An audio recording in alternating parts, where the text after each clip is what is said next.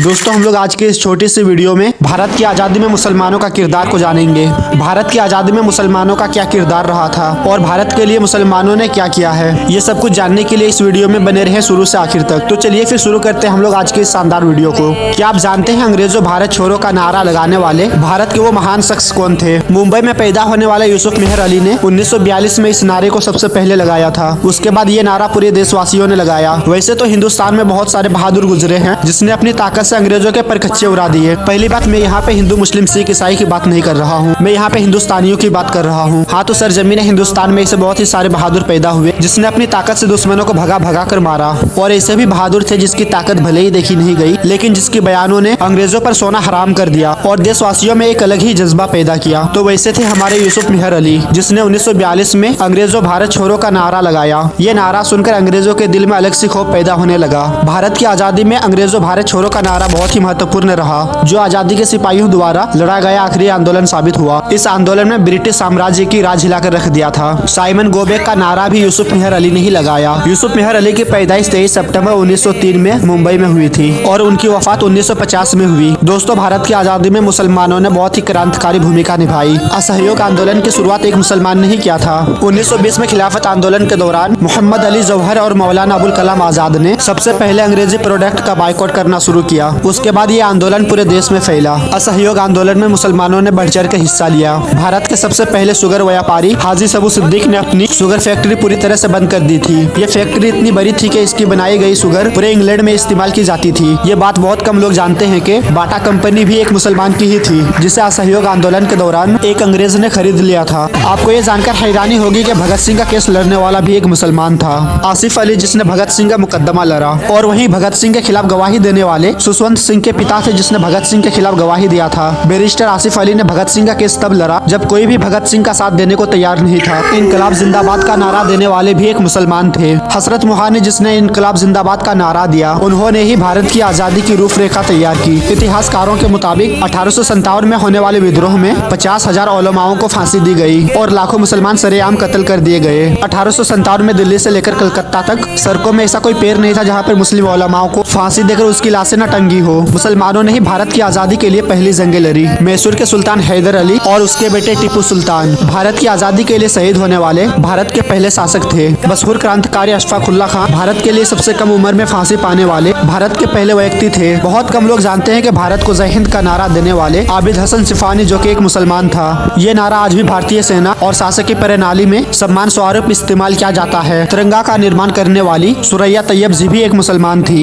कानपुर में पैदा होने वाले अजीमुल्लाह खान ने ही भारत की जय का नारा दिया, जिसे भारत के कुछ संप्रदायी लोगों ने माता शब्द को बीच में जोड़ दिया और इसी तरह भी भारत माता की जय का नारा लगाते हैं। आपको जानकर हैरानी होगी कि भारत का पहला राष्ट्रीय गीत अजीमुल्लाह खान ने ही लिखा था। बहुत कम लोग जानते हैं कि मौलाना कासिम नानोतवी ने दारुल उलूम देवबंद का स्थापना अंग्रेजों को भारत से निकालने के लिए की थी। इस मदरसे का मकसद देश के ऐसे नौजवानों को बढ़ाना था जो भारत की आजादी में योगदान दे सके। रेशमी रुमाल आंदोलन की शुरुआत करने वाले मौलाना मेमूनुल हसन और मौलाना उबैदुल्लाह सिंधी इसी मदरसा दारुल उलूम देवबंद के छात्र थे। मौलाना उबैदुल्लाह सिंधी ने सुभाष चंद्र बोस के साथ मिलकर भारत की पहली अस्थायी सरकार की स्थापना की और वो भारत के पहले गृह मंत्री भी थे। आपको ये जानकर हैरानी होगी कि मौलाना महमूदुल हसन ने ही 1920 में गांधी जी को महात्मा का लक़ब दिया और तभी से गांधी जी को महात्मा गांधी कहने लगे। आपको ये जानकर हैरानी होगी, काला पानी जैसी दर्दनाक सजाओं को पाने वाले 90% से अधिक लोग मुसलमान थे। अंडमान निकोबार में सबसे ज्यादा कब्रें आज भी मुसलमानों की ही है। मुसलमानों ने ही अंग्रेजों के खिलाफ सबसे पहले हथियार उठाए। 1772 में शाह अब्दुल अजीज ने अंग्रेजों के खिलाफ फतवा देते हुए कहा कि अंग्रेजों की गुलामी हराम है और हर मुसलमानों के लिए फर्ज है कि वो अपने मुल्क के खातिर खुद को कुर्बान कर दे। 1857 में होने वाली विद्रोह की प्लानिंग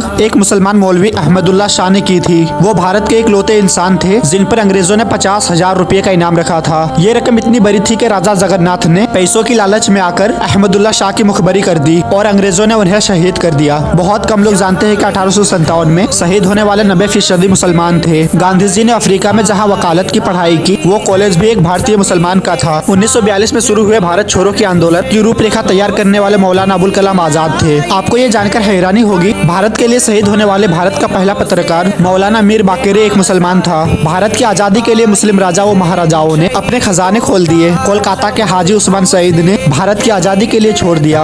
मीर उस्मान अली, जिन्होंने हिंदुस्तान की हिफाजत के लिए 5 टन यानी कि 5000 किलो सोना दान दिया था। ये बात है उस वक्त की जब हिंदुस्तान और पाकिस्तान हिंदुस्तान के बीच एक खतरनाक जंग चला था। वैसे तो इस जंग में हिंदुस्तान को फतह मिली और हिंदुस्तान इस जीत का जश्न मना ही रहा था कि तभी चीन ने तिब्बत को आजाद कराने की जंग की धमकियां देने लगे। चीन ने सोचा था कि हिंदुस्तान ने अभी अभी जंग करी है, इसलिए उसके पास जंगी हथियार और बम बारूद भी नहीं होंगे। लेकिन चीन ये भूल रहा है कि जब भी हिंदुस्तान की बात आती है तभी मुसलमान जानो माल देने के लिए तैयार रहते हैं। उस वक्त के राष्ट्रपति लाल बहादुर शास्त्री थे, जिन्होंने लोगों से दान करने की मांग की। इतना सुनते ही मीर उस्मान अली ने प्रधानमंत्री जी को हैदराबाद आने के लिए कहा और हैदराबाद एयरपोर्ट पर ही मीर उस्मान अली ने प्रधानमंत्री जी को 5 टन सोना दान दिया। डॉक्टर एपीजे अब्दुल कलाम, जिसने हिंदुस्तान के लिए इतने मिसाइल बनाए कि आज पूरी दुनिया उसे द मिसाइल मैन के नाम से जानती है। आज इन्हीं मिसाइलों के जरिए हिंदुस्तान किसी भी कंट्री से बिना सोचे टक्कर ले सकता है। हिंदुस्तान की अजीम सल्तनत मुगलिया, जिसने हिंदुस्तान को ताजमहल, लाल किला वगैरह वगैरह ऐसे बहुत सारे नायाब इमारत दिए, जिससे हिंदुस्तान को हम सोने की चिड़िया कहते हैं। और इन्हीं इमारतों के जरिए भारतीय सरकार को सालाना लाखों की कमाई होती है। मैं ये तो नहीं कहूँगा कि अगर मुगलिया इमारत ना होती तो लोगों के चूल्हे ना जलते, पर ये मैं जरूर कहूँगा कि आज लोगों के चूल्हे मुगलिया इमारत की वजह से ही जलती है। वो अलाउद्दीन खिलजी ही थे जिन्होंने हिंदुस्तान को मंगोलों से हिफाजत की। आखिर क्यों दुनिया की सबसे ताकतवर सल्तनत मंगोलों ने हिंदुस्तान को फतह न कर सका? एक तरफ जहां मंगोलों ने पूरब से लेकर पश्चिम तक और यूरोप से लेकर एशिया तक हर जगह को फतह करते गए और अपनी सल्तनत को बड़ा करता रहा। वैसे में एक सवाल उठता है कि आधी दुनिया पे हुकूमत करने वाले मंगोलों ने आखिर हिंदुस्तान को फतह क्यों न कर सका? तारीख कहती है कि मंगोलों ने 3 बार हिंदुस्तान पे हमला करने की कोशिश की, लेकिन वो हर बार नाकाम होते, क्योंकि मंगोल जब भी हिंदुस्तान पे हमला करने को आते, उसके हिंदुस्तान में दाखिल होने से पहले उसकी जंग सुल्तान हिंद अलाउद्दीन खिलजी से होती और मंगोलों को हर बार शिकस्त मिलती। और इसी तरह मंगोलों का दूसरा डर का नाम अलाउद्दीन खिलजी है,